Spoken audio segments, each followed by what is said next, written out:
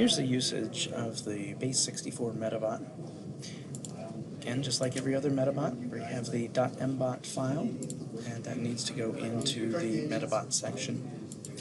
Now, the base64 metabot has only one DLL as part of it, and that DLL is all self-contained. This was built in Visual Studio and does not link to any external libraries. Just uses .NET functionality for the base64 encoding and decoding. It has two methods in here. We've got the base64 decode and base64 encode. Let's take a look at encode first.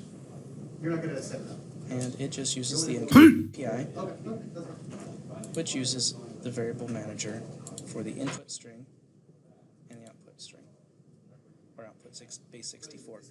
The naming convention was chosen so that it would be a little bit more obvious about which is your inputs, which is your outputs, and what they do. So our input is the string of characters that needs to be converted to base64. The output is the base64 encoded string. The opposite is true with the base64 decode. Okay. Still same DLL, but our input is the base64, and then our output is the string. When we use this within a task itself, it is exactly like what you think it would be. Bring up a new workbench screen. For our example here, I will go ahead and prompt for a value and have it just ask for someone's name.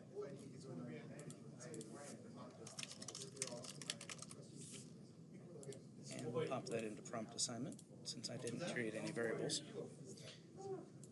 Go into my metabot, drag base64 over there. We'll choose the encode in this case. We'll pop prompt assignment in as our input and our output. And then display a message box with that message encoded.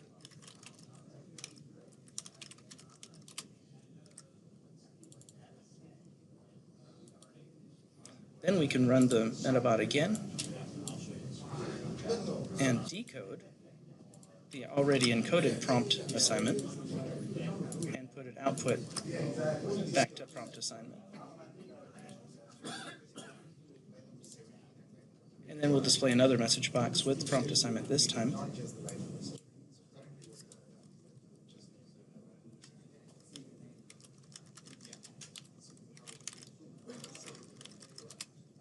And this will be the person's name again because we just encoded and then decoded from the same location. If I run this,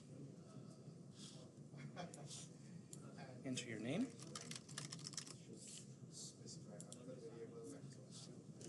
And up comes the box, of course, on the secondary screen, which I'm not recording. Here it is in base64 format. We can copy and paste this string into a website that does decoding and encoding of base64 strings also to verify that that's correct. And then the decoded base64 message that I just showed you is back to my original name. Now, where this is going to be useful is if you're working with any sort of website that needs base64 encoded binary data. Things outside of the normal 127 ASCII characters are going to be something you'd want to base64 encode.